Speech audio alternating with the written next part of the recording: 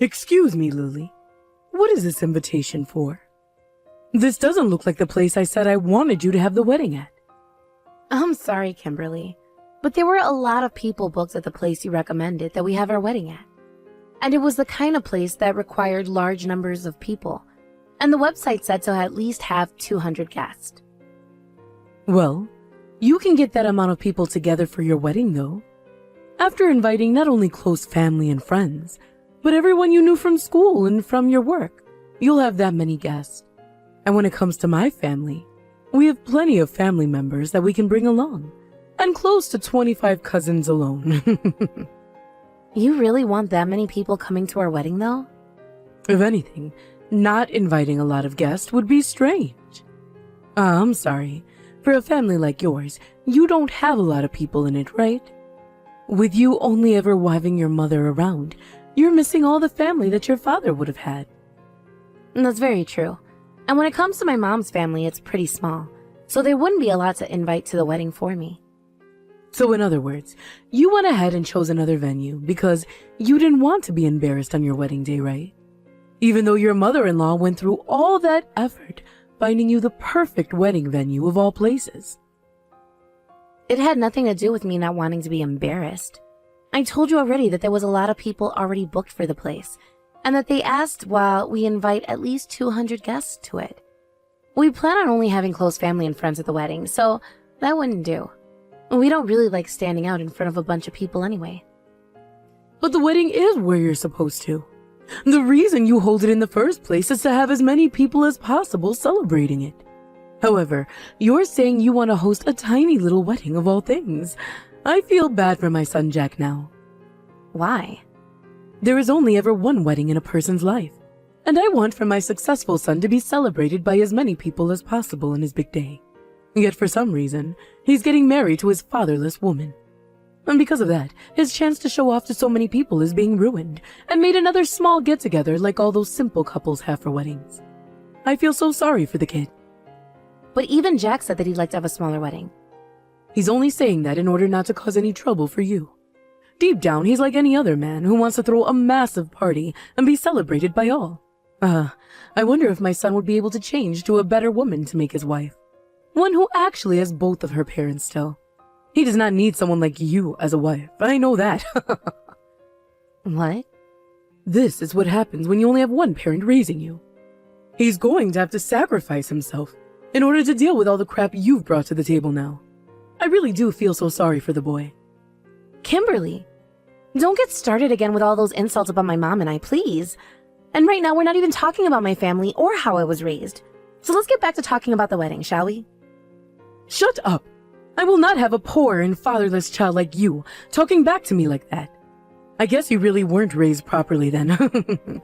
You don't even know your own position in the society right now. What are you talking about?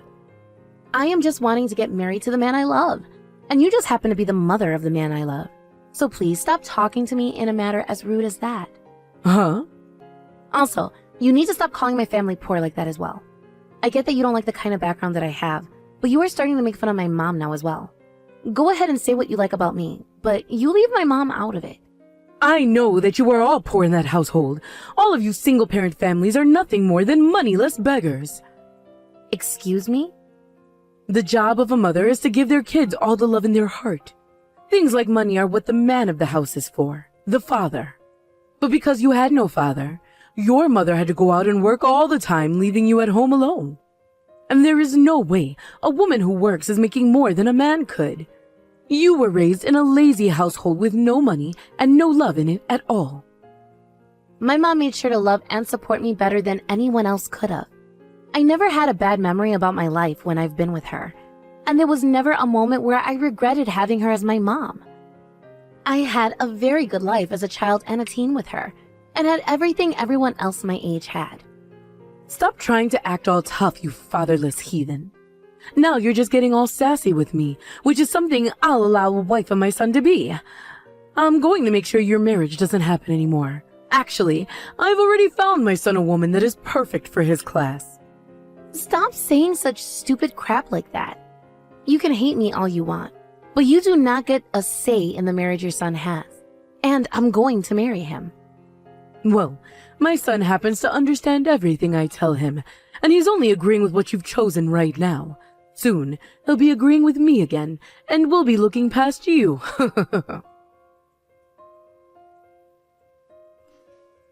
Hey, Jack. Would you like to come out with your mom for lunch sometime? Recently, you and I haven't been able to have the mother-son bonding time we used to have. What? Kimberly? Come on now. Don't call me by my first name, please. I understand that you plan to get married soon and have a family of your own. But I'm still your mom, right? I will always be your mother forever. So please, continue calling me Mom. You can even call me Mama like you did when you were a little rascal. What? Listen, Jack. You and I can go get something for lunch together at the start of next month if you'd like. I actually happen to have a woman that I'd really like for you to meet. What are you saying right now? You do realize that at the beginning of next month, I'm getting married to Lily, right? That's our wedding then. You can put something like that on hold for a bit. Huh? Just say that you can't have a wedding that day anymore. I understand that in this day and age, something like that is hard to do, so you are more than welcome to cancel last minute on Lily if you'd like. Give an excuse about how you become sick or something. Is this woman you have for me really worth canceling my wedding over in order to meet? I put all of my marbles together looking for the perfect woman for you. She happens to be the daughter of a CEO as well. She has a great education, and her character is phenomenal. She is the perfect woman for a man like you. I think you'd be far better off with someone like her as your wife. In other words, you're asking me to jump over to her and leave Lily behind? There's only a month left before the wedding and everything, and you're asking me to do the absurd. I'm asking you to meet with this woman for me because I don't believe in you getting married to Lily. A CEO's daughter like her is 100 times better than that Lily is for you. If you do meet with this other woman and still want to be with Lily, then I guess you really do love her. Then I will never say another thing about you two ever again. Really? I'm just worried about you is all, Jack. I want you to have a marriage that won't fail you ever in the future. And that is why this is the one and only thing I'm asking you to do for me. Just meet with her one time for me. And if you still choose to be with Lily, then I'll make sure to pay for your wedding being cancelled or delayed. If that's what you're wanting, then I understand. I just have to meet with her once, right? That's all I'm asking. Thank you so much, Jack. The fact that you're listening to me still shows that you really do love me, and I love you too. I'll get in touch with them right now and set up a date for you two. I'm sorry, Lily. I'm not going to be able to come out to your wedding today. Something very important just came up that I must be at. Something more important than your own son's wedding.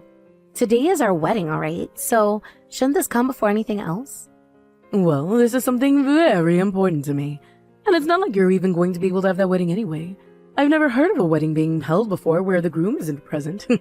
Since that's the kind of wedding you'll be having today, then there's no problem with me not showing up to it, right? Huh? Actually, it's not just me skipping out on the wedding, but my son as well. Sounds like he's not feeling too good right now. He said that he's been worried sick about getting married to a fatherless child like you, which is why he asked me to tell you that he wants for today's wedding to be canceled. I don't think that Jack would ever ask for something like that. If you don't believe me, then take a look around at your wedding venue. My son shouldn't be anywhere inside that place. Perhaps he's even out right now with a really special woman having some coffee in this point in time. Excuse me? Anyway, now that you're aware of that, I'm going to be heading out. My son and I are both not showing up today, and I promise you that we won't be showing up for you no matter how much you beg for us to come. Forget about that marriage, please. We never invited you though, Mom. What? So don't worry about letting us know that you have plans more important than my wedding? Never wanted you to be here today, so this isn't a problem for us. A what? You just call me Mom, Lily. Huh? But don't hurry your way out to that cafe. I already talked with that woman about what was going on, so you can go there, but there won't be anyone else to meet. Now have yourself a good coffee, all alone. Wait a second, please. What? What the hell is going on here? Why are you using Lily's phone right now? Does that mean you're actually at that wedding venue already? You promised to come out with me to meet this woman I'd found for you, right? Jack told me he never made that promise with you.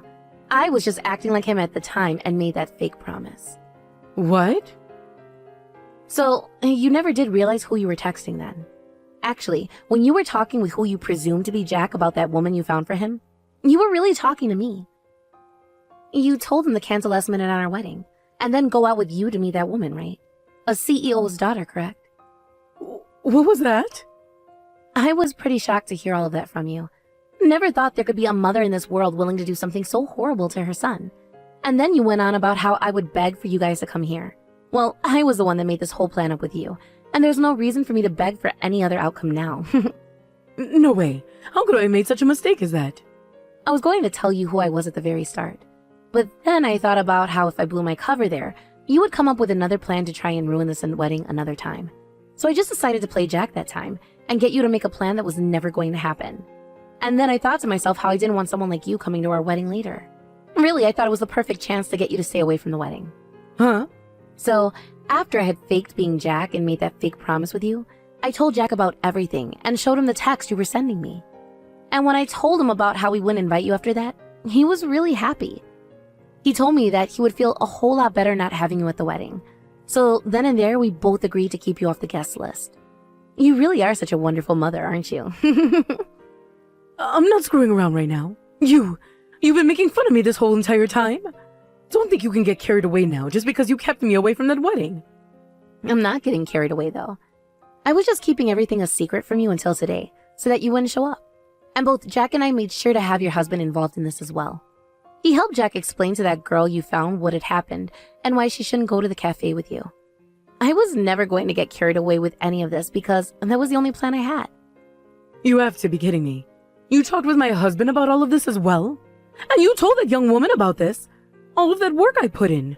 I put in so much work finding that girl for my son to marry. Yep.